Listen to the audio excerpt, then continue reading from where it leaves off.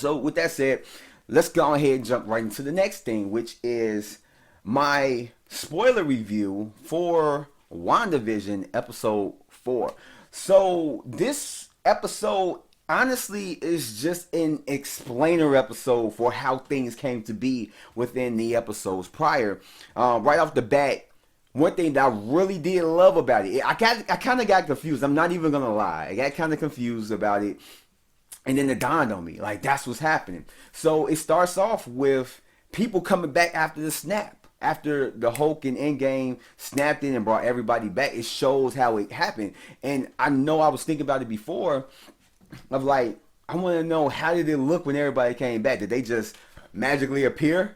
Or, like, how did it happen? And it shows that they literally started materializing, like how they dusted away. Literally, like, they came back that same way. All the dust forming and latent back into a hand and face and everything else. And this was on top of everybody else. It showed Monica Rambeau in a hospital bed right next to where her mom was before, and she goes out into the hospital, the hallway and all that stuff, and she sees a lot of people, all this chaos, and that's when she finds out that, yeah, she's been gone. Like, something happened, and she don't even know why. And it also tells us that her mother, Maria Rambeau, started the organization, not Shield, but Sword, that Monica is a part of, which is actually pretty good to know. I want to know further more about, like, how all this started. And hopefully they tell us within the episodes, a little bit more about that. But I have a feeling that that's not really a priority when it comes to WandaVision. But it does pique my interest. And it also shows that anybody outside of the town of Westview don't have any memory of anybody or anything that's inside the town. All they know is Eastview. Everything outside of it is just, they don't know it. And more than likely that's just her, Wanda's power at work. That way people won't be sitting here questioning, like, what's beyond there? Let's go over there and everything else. I'm sorry, I gotta keep going over here because my computer keeps blacking out, so I gotta make sure that everything is recording and looking good.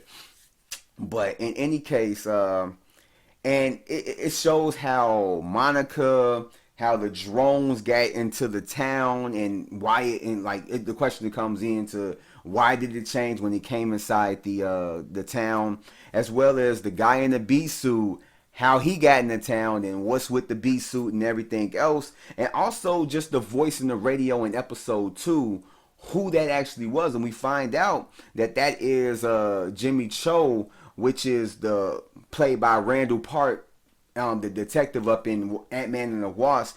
He reprises his character in this show, and what's crazy is that if you see Ant-Man and the Wasp, you'll see that he was trying to learn a trick that Scott Lang had did, and it shows that he learned how to do the trick or whatever upon meeting him. I didn't catch it, but I see that from like the videos and other discussions. I'm like, okay, that was pretty cool. I just love the little inside, little Easter eggs, little thing that they put up in these shows, and it's like literally, if you blink, you will miss certain things, and I kind of like how they did that. As well as Kat Dennings' character Darcy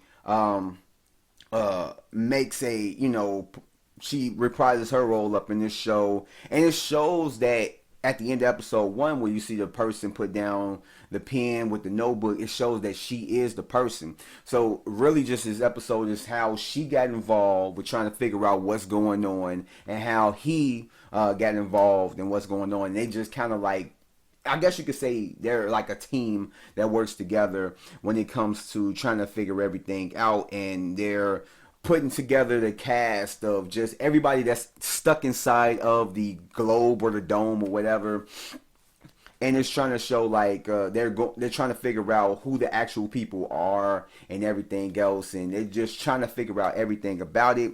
And it shows the full scene after episode 3, when Monica gets basically expelled, kicked out of Westview. It shows exactly what happened, how she kicked her out. And like I said, it's just really just a filler episode that really just tells everything, like this is why that happened, this is why this is and everything else. And for a second, it does show what Vision actually looks like. So it kind of puts it in perspective, like, is he really alive?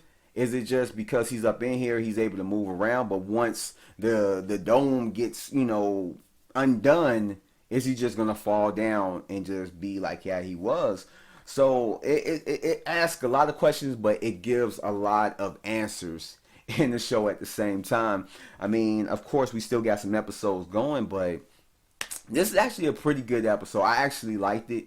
Like I said, it is a filler episode. It is a give all, like, these are the reasons why. It gets you kind of caught up behind kind of basically everything that's happening in the episodes prior and everything else. So there's still stuff that they're trying to figure out with Sword and everything. And I really did like it. I really did.